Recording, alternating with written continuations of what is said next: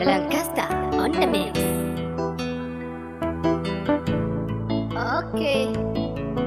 Yarima on the beat.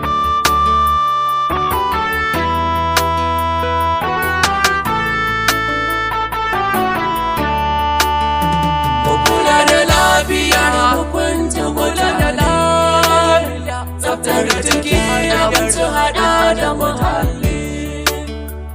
Kula da lafiya, hukunta kula da lafiya, tsaftar jiki abinci hada da muhalli. A cika kula da lafiya ya fi kula da dukiya, kuma cikakken mutum a same shi dauke da tarin lafiya.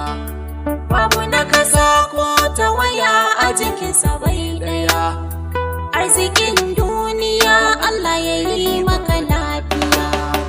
In kana da lafiya cikar burin duniya. Shi rashin lafiya yakan sa komai ya tsaya. Da kaji jikinka ya sauya to bi tambaya. Gurin masana neman kariya. Maka gwajin farko domin ka gane lafiya.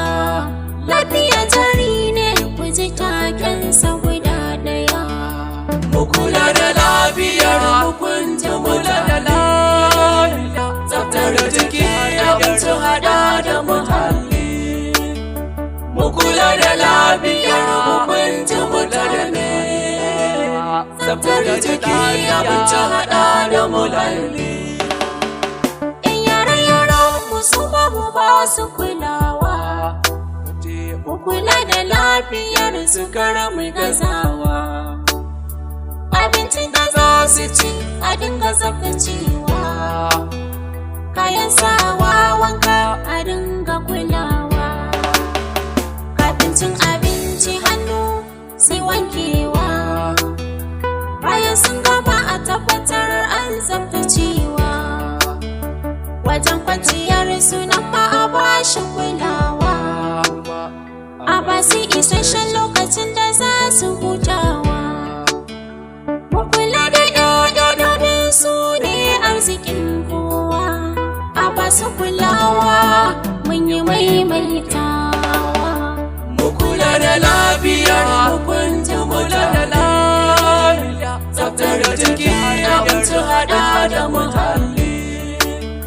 Mu kula da lafiyar hukunta kula da lafiya, tsaftar jiki abinci hada da muhalli.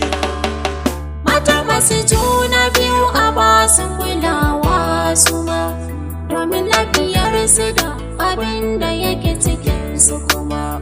A basu abinci mai kyau su ci in an samu dama, kayan itatuwa da ganye zai taimakawa. Asibiti domin awo zai taimakawa, kafin haihuwa da kuma ranar haifarwa. Da zai samu lafiya ya ƙara kumari kuma.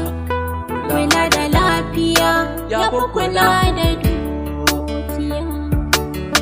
Mu kula da lafiyar hukunta kula da lafiya, tsaftar jiki abinci hada da muhalli. Mu kula da lafiyar hukunta kula da lafiya, tsaftar jiki abinci hada da